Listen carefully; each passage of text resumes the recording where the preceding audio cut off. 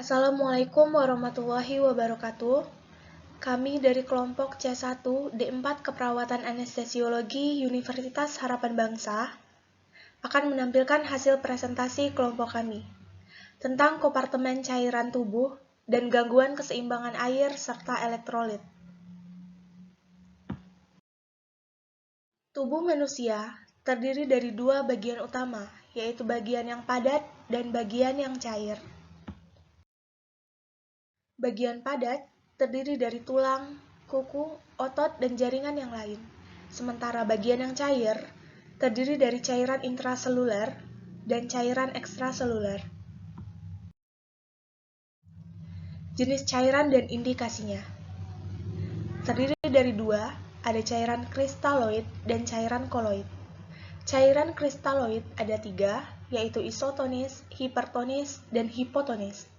Sementara cairan koloid terdiri dari koloid alami dan koloid sintetik. Cairan kristaloid berisi elektrolit, contohnya kalium, natrium, kalsium, dan klorida. Beberapa penelitian merekomendasikan untuk setiap 1 liter darah diberikan 3 liter kristaloid isotonik.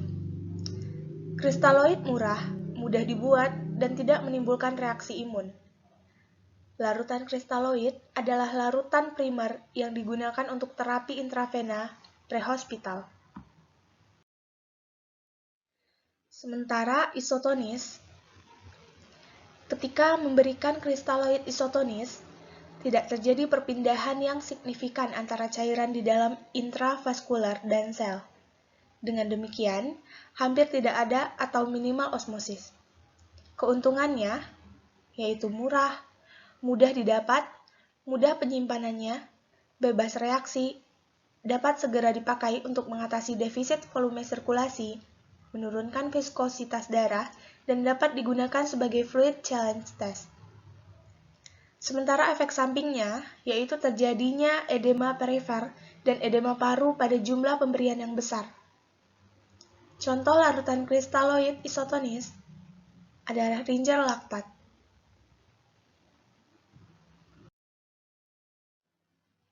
Sementara hipertonis, jika kristaloid berisi lebih elektrolit dari plasma tubuh, itu lebih terkonsentrasi dan disebut sebagai hipertonik.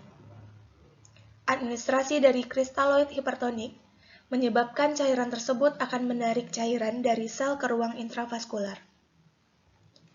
Efek larutan garam hipertonik adalah meningkatkan curah jantung bukan hanya karena perbaikan preload, tetapi peningkatan curah jantung tersebut mungkin sekunder karena efek inotropik positif pada miokard dan penurunan overload sekunder akibat efek vasodilatasi kapiler visceral. Kedua keadaan ini dapat memperbaiki aliran darah ke organ-organ vital. Efek sampingnya yaitu hipernatremia dan hiperkloremia.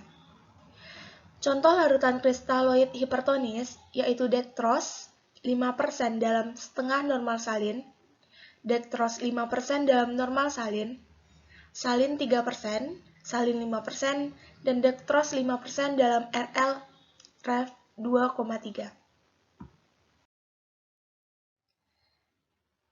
Hipotonis, ketika kristaloid mengandung elektrolit lebih sedikit dari plasma dan kurang terkonsentrasi, disebut sebagai hipotonik. Ketika cairan hipotonis diberikan, cairan dengan cepat akan berpindah dari intravaskular ke sel. Contoh larutannya adalah dextrose 5% dalam air dan setengah normal salin. 2 yaitu cairan koloid. Cairan koloid merupakan turunan dari plasma protein dan sintetik yang dimana koloid memiliki sifat, yaitu plasma expander, yang merupakan suatu sediaan larutan steril yang digunakan untuk menggantikan plasma darah yang hilang akibat pendarahan, luka bakar, dan operasi. Kerugian dari plasma expander ini yaitu harganya yang mahal dan dapat menimbulkan reaksi anafilaktik, walaupun jarang, dan dapat menyebabkan gangguan pada crossmatch. Berdasarkan jenis pembuatannya, larutan koloid terdiri dari koloid alami dan sintetik. Koloid alami yaitu fraksi protein plasma 5% dan albumin manusia 5% dan 25%. Dibuat dengan cara memanaskan plasma 60 derajat Celcius selama 10 jam untuk membunuh virus hepatitis dan virus lainnya. Fraksi protein plasma selain mengandung albumin 83%, juga mengandung alfa-globulin dan beta-globulin. Selain albumin, aktivator prekallikrein terdapat dalam fraksi protein plasma dan sering menimbulkan hipotensi dan kolaps kardiovaskular. Koloid sintetik ada 3, yaitu dextran, gelatin, dan hidroksiletil.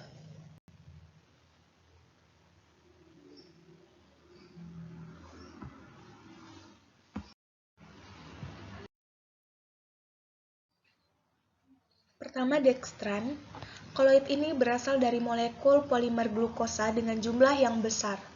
Dextrans diproduksi untuk mengganti cairan karena peningkatan berat molekulnya, sehingga memiliki durasi tindakan yang lebih lama di dalam ruang intravaskular. Efek samping terkait dextran yaitu meliputi gagal ginjal sekunder akibat pengendapan di dalam tubulus ginjal, gangguan fungsi platelet, koagulopati, dan gangguan pada cross-matching darah.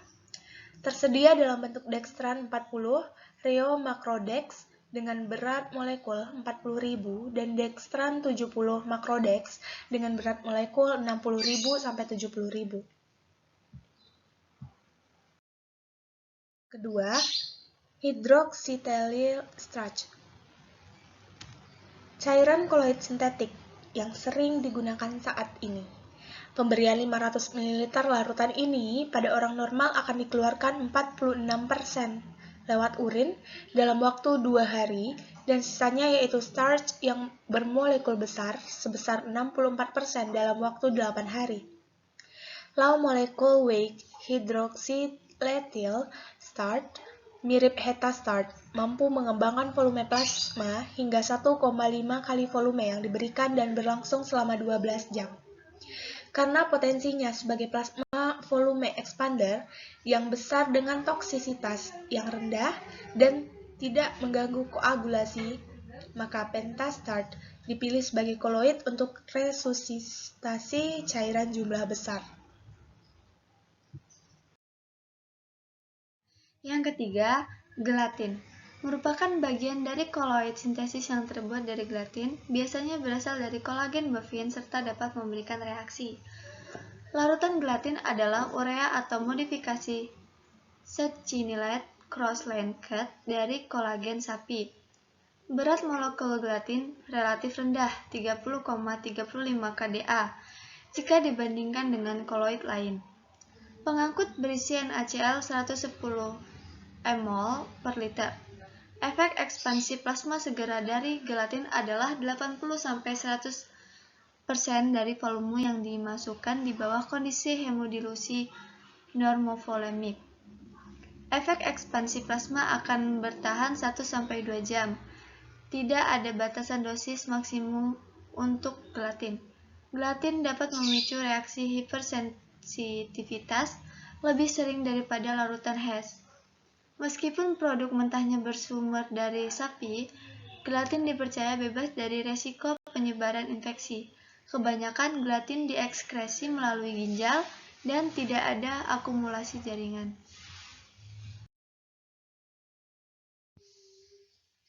Terapi cairan koloid terhadap anestesi. Dalam tindakan pembedahan, harus diperhatikan kebutuhan cairan setiap pasien.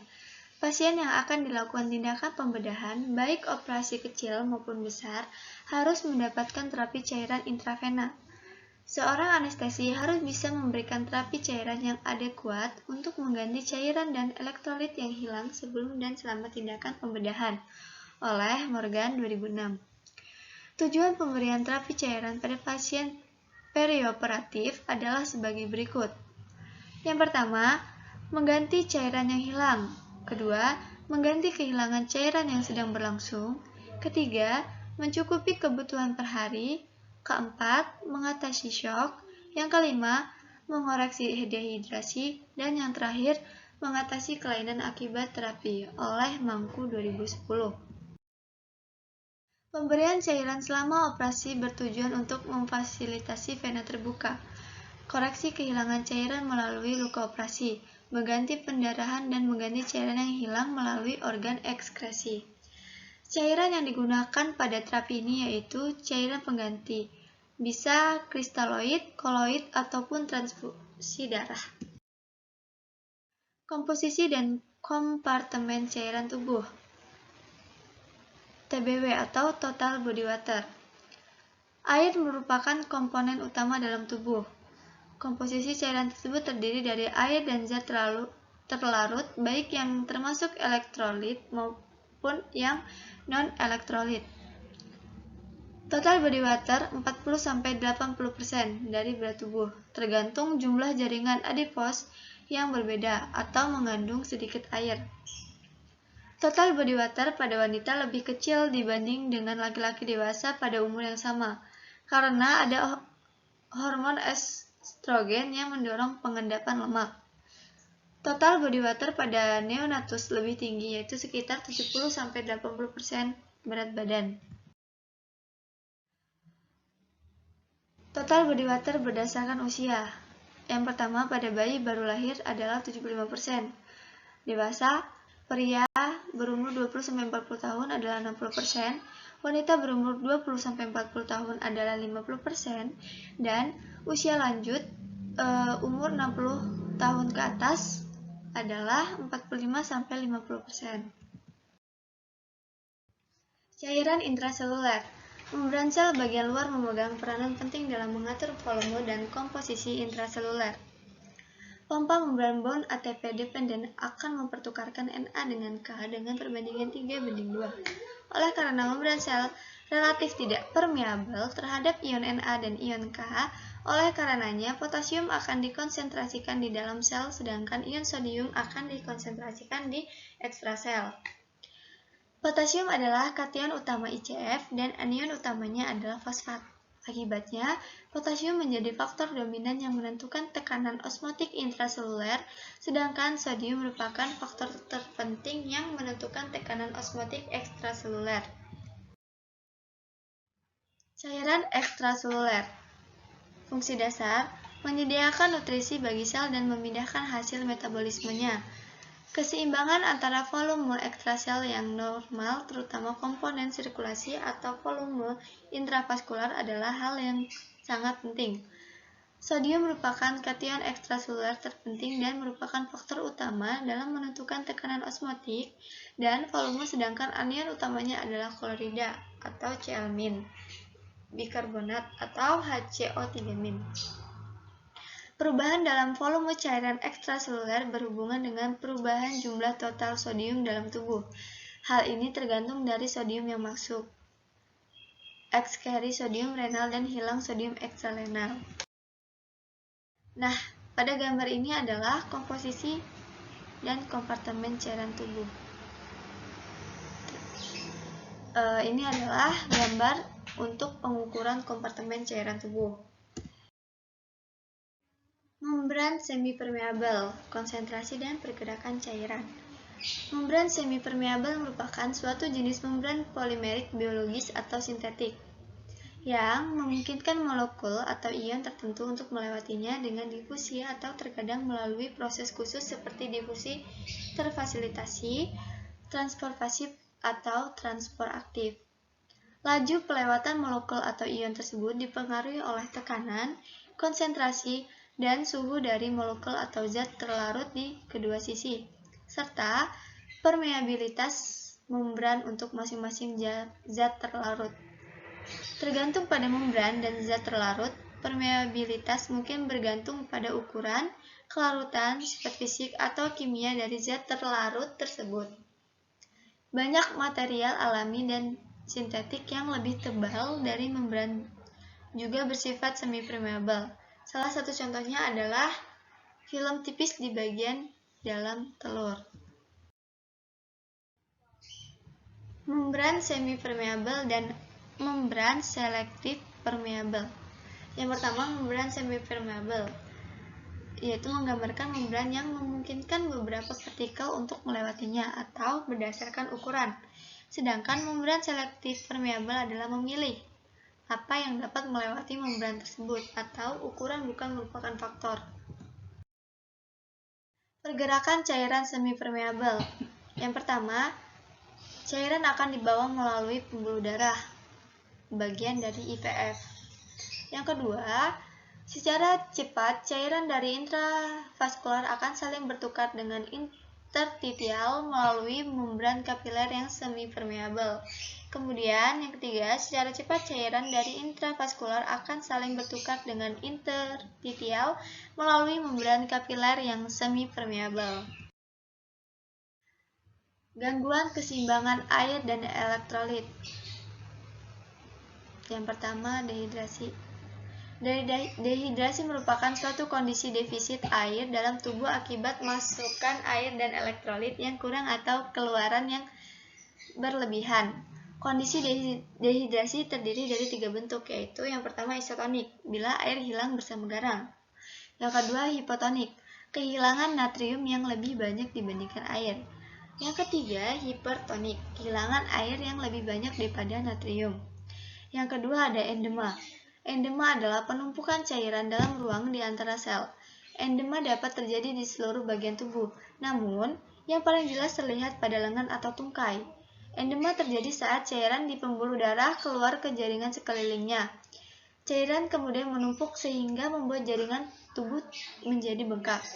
Akumulasi cairan di dalam ruangan interstisial mengarah ke peningkatan tekanan hidrostatis, menurunkan tekanan osmotik plasma, peningkatan permeabilitas membran kapiler, dan obstruksi saluran limfatik.